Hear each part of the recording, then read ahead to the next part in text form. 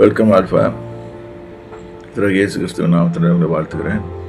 உபாகமம் புஸ்தகத்தை பார்த்து கொண்டு வருகிறோம். உபாகமம் 27ஆம் அதிகாரத்தில் பார்ப்போம். 15வது வசனம். கர்த்தருக்கு அருவருப்பான காரியங்களாகிய தொழிலாளிகளுடைய கைவேலையால் செய்யப்பட்டதும் வார்ப்பிக்கப்பட்டதுமான அதோட விக்கிரத்தை உண்டு பண்ணி ஒளிப்பிடத்தில் வைக்கிறவன் சபிக்கப்பட்டவன் என்பார்களாக. இந்த வார்த்தையை முதல்ல சொல்லியிருக்கார். ஏனென்றால் கடவுளை யாரும் ரூபப்படுத்தி பார்க்க முடியாது. ஏனென்றால் அவர் ஒரு பார்க்க முடியாத இதில் இருக்கிற விசுவாச கண்களோட மட்டும்தான் அவரை பார்க்க முடியும். அது மாதிரி ரூபத்தை உண்டு பண்ணி ஒளிச்சு வச்சுக்கிறவன் சபிக்கப்பட்டவன் என்று அவரே சொல்லியிருக்காரு. அதனால ஒரு இது சபிக்கப்பட்ட திங்ஸை நம்ம வீட்டில் வைக்கிறதும் சாபந்தான்.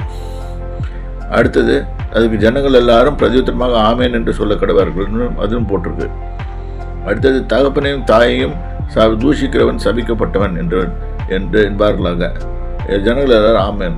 இந்த காலத்தில் பெற்றவர்களை தூஷிக்கிற பசங்க ரொம்ப அதிகம். பெற்றவங்களையும் தூஷிக்கிறாங்க, எல்லாத்தையும் பெரியவங்ககிட்டயே நடக்காத இந்த பசங்க இந்த காலத்தில் இந்த ஜென்சி சொல்கிறாங்க, கிட்டுன்னு சொல்கிறாங்க.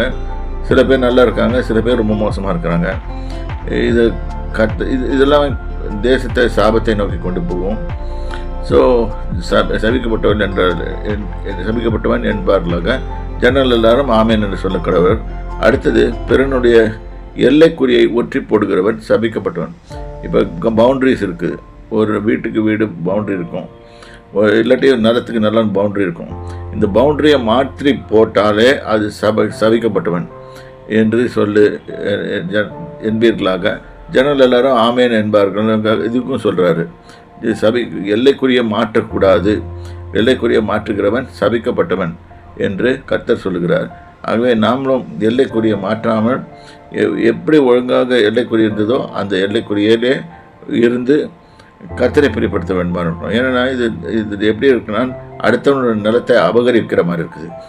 ஆகவே இந்த காரியத்தில் ரொம்ப மிகவும் ஜாக்கிரதையாக இருக்கணும். கர்த்தருடைய ஆசீர்வதிப்பாராக. கர்த்தருடைய நாமத்துக்கு ஸ்தோத்திரம்.